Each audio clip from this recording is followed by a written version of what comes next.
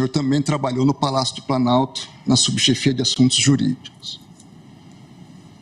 Em todos esses movimentos de 7 de setembro, como ministro da Justiça, eu estava de plantão com uma equipe à disposição, seja no Ministério da Justiça, seja com policiais da Força Nacional, que chegariam aqui em alguns minutos para impedir o que aconteceu.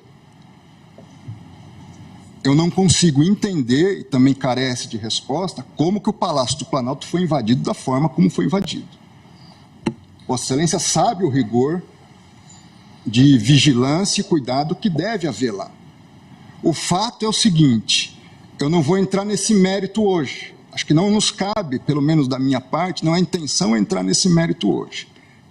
A minha intenção é avaliar a conduta do senhor Aécio Lúcio Costa Pereira. Ministro André, se me permite, já que Vossa Excelência entrou nesse caso, as investigações demonstram claramente o porquê houve essa facilidade.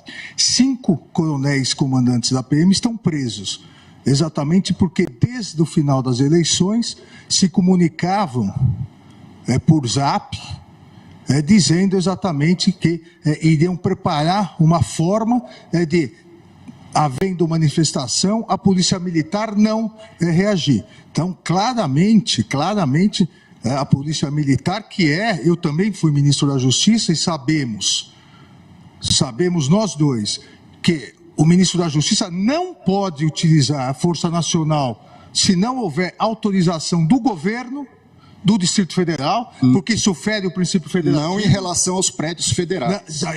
Não em relação à Praça dos Três Poderes. Mas em relação às edificações federais, ele pode e deve com fazer. todo respeito, Vossa Excelência, querer falar que a culpa do 8 de janeiro foi do ministro da Justiça... Vossa Excelência que está dizendo isso. É um absurdo. Vossa Excelência que está dizendo isso. 5 comandantes estão presos. Muito embora eu queria e o Brasil quer ver esses vídeos do Ministério da Justiça. O ex-ministro da Justiça, que sucedeu Vossa Excelência, fugiu para os Estados Unidos, eu sou advogado de ninguém e jogou o celular dele no lixo. Eu não sou advogado de preso. E agora Vossa Excelência vem no plenário do Supremo Tribunal Federal, que foi destruído, para dizer que houve uma conspiração do governo contra o próprio governo. Tenha dó. Não coloque palavras na minha boca. Tenha dó. Não coloque palavras na minha boca. Não coloque palavras na minha boca. Tenha dó, Vossa Excelência.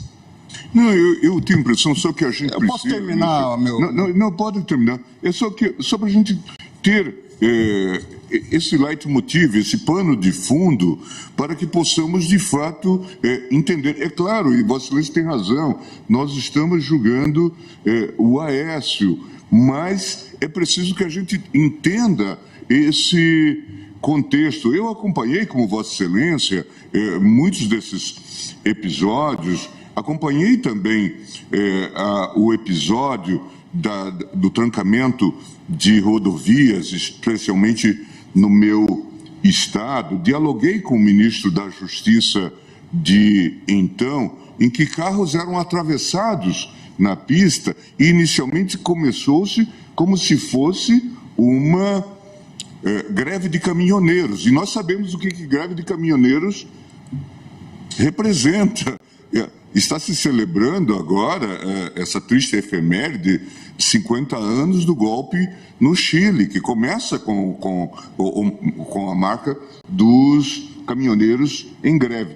E aqui era uma greve, era um lockout, eram empresários atravessando carros na pista. Imagina o que isso significa, daqui a pouco desabastecimento, dificuldades. Eu cheguei a falar com o ministro da Justiça naquele momento, e ele dizia: nós não temos força para enfrentar, e para isso precisa-se da GLO, precisa-se de GLO. GLO era exatamente a senha para a insegurança. É isso que a gente precisa entender. Esse grupo estava conectado no comando. Veja, é claro que temos que isolar, que temos que julgar os casos que estão postos, mas havia uma questão que estava toda ela associada. Eu até, na conversa com ele, fiz um pouco de abordagem jocosa e disse: poxa, a Galocura, a torcida do Galo, conseguiu abrir pistas porque eles estavam sendo impedidos de ir ao jogo,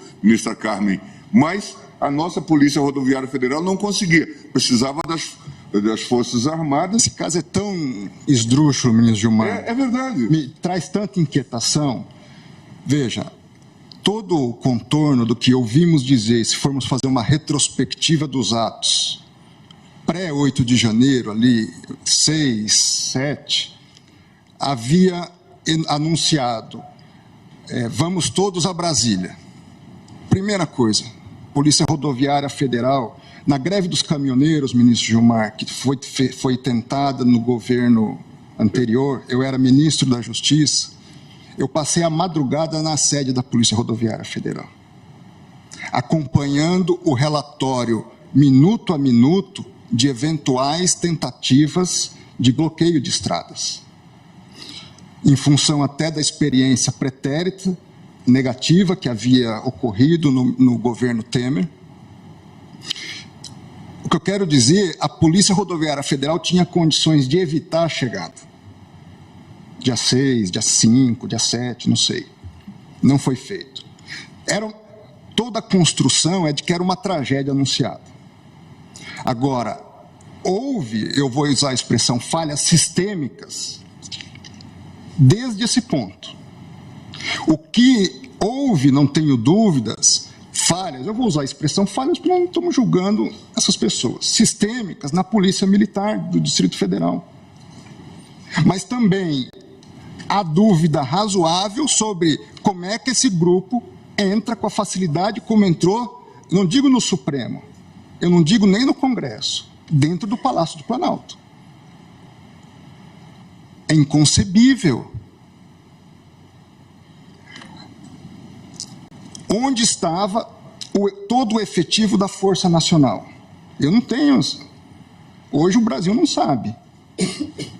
Eu me lembro naquele contexto em que havia o inquérito, ainda há o inquérito, em relação à reunião que o ex-presidente Bolsonaro teve com os ministros, e essa reunião foi gravada, e havia toda uma discussão sobre, a partir de uma determinação do ministro Celso de Mello, para se entregar aquele vídeo, aquela fita, e toda a atuação, tanto minha como do ministro Levi, à época advogado-geral, nós temos que entregar independente do que contenha.